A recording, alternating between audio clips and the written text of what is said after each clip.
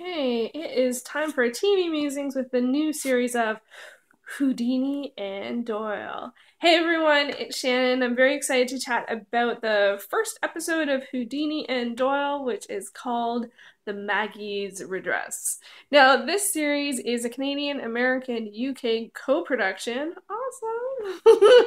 And it airs here on Global, here in Canada, and in the States it airs on Fox. I don't know if it's already airing in the UK or not, so if anyone knows, let me know. So this series, the premise is we have the friends of Sir Arthur Conan Doyle, who wrote Sherlock Holmes, and Harry Houdini, the magician, and it's about their friendship. Now, I put friendship in quotes because in this episode, they actually aren't friends. They're very much at odds with each other because we have the believer in the supernatural with Sir Arthur Conan Doyle and then the non-believer in Harry Houdini. Yet they're both interested and drawn to the supernatural for different reasons, to prove and disprove such things. So this episode actually follows a particular case that a supernatural element. They both go to the police. They both want in on it. The police is not really interested in them, and they decide to give them a bit of a babysitter with Constable Adelaide Stratton, and she's supposed to sort of keep her eye on them and I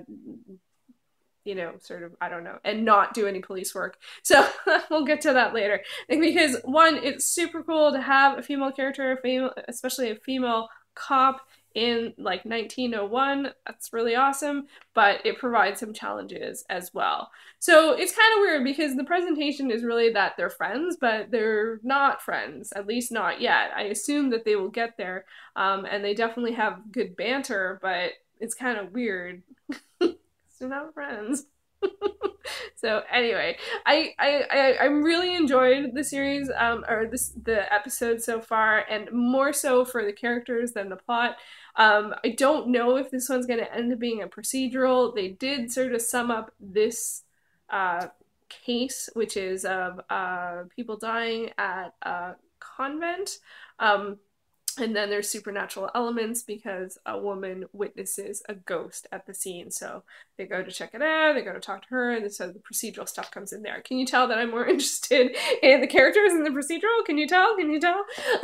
Some of the procedural stuff is fascinating because they're both trying to prove and disprove the same information. So it's kind of got a Mulder and Scully thing going on. Maybe they're the original Mulder and Scully. So that makes it very engaging, especially since they both take their work pretty seriously and are quite knowledgeable. However, they aren't really recognized as experts.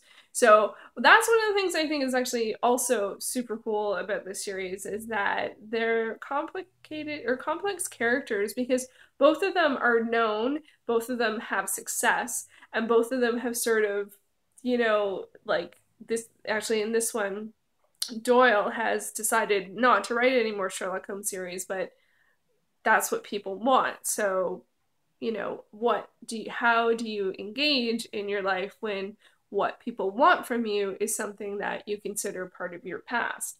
That's an interesting theory. And then with Houdini, there's inferences or he's actually pretty straight up that one of the reasons that he likes to disprove this is that it takes advantage of people who emotionally want or need something from people, and so people give it to them, but he considers it fakes, whether it's through mediums or psychics, mostly is sort of what I'm getting from that perspective from him.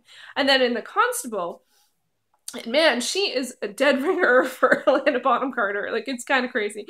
But anyway, her character is complex in the sense that she is a constable, she is a police officer, but her boss does not want her to succeed at all and is very, very direct about this. So all of them are trying to sort of surpass what is already considered success. And that in and of itself is a really interesting question. So I hope they continue to develop that because I'm really interested in that.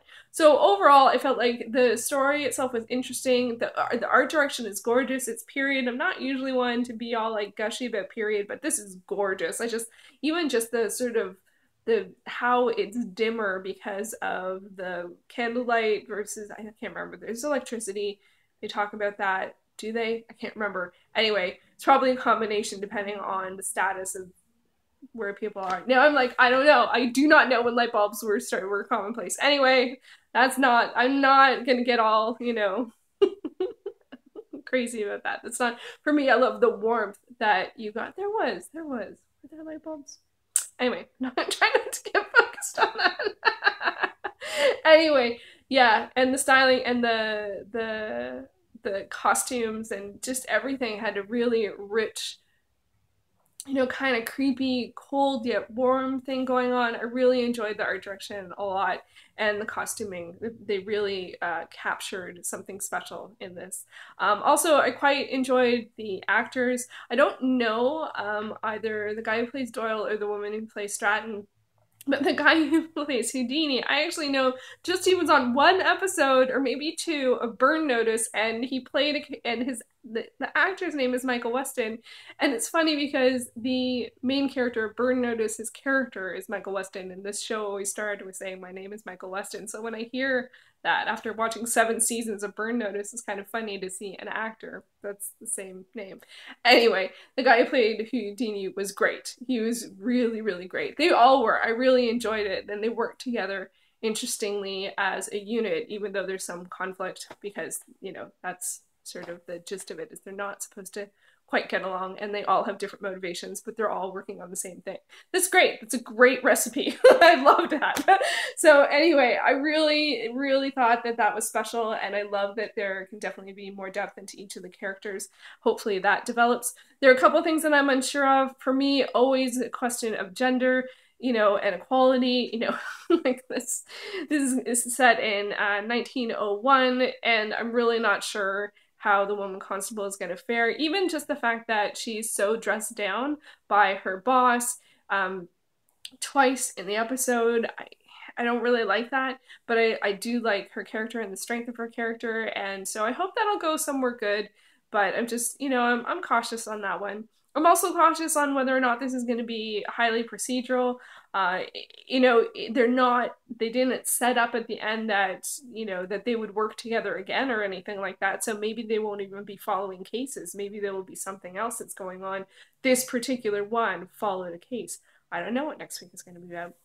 And also the tone, I can't figure out quite how to describe it because it kind of feels like it would be sort of upbeat and kitschy or but it's not, but it's not so dark that it is very disturbing and would limit the amount of viewers. It's a really weird, I guess it's a really good balance. I felt like for me what I liked was that there was this sort of curiosity about the unknown that sort of came in to most of the the curious and the unknown, that combination of things was sort of set the tone for me.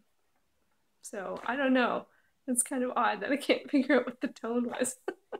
It's not funny, it's not lighthearted, but it's not so dark, like so many things are these days. For me it was a good balance, a really good balance.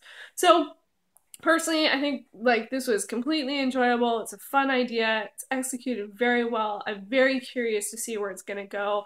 I enjoy the performances. For me, the only wary thing is really going to be if it's too procedural or if there's too much gender dynamics that are, uncomfortable.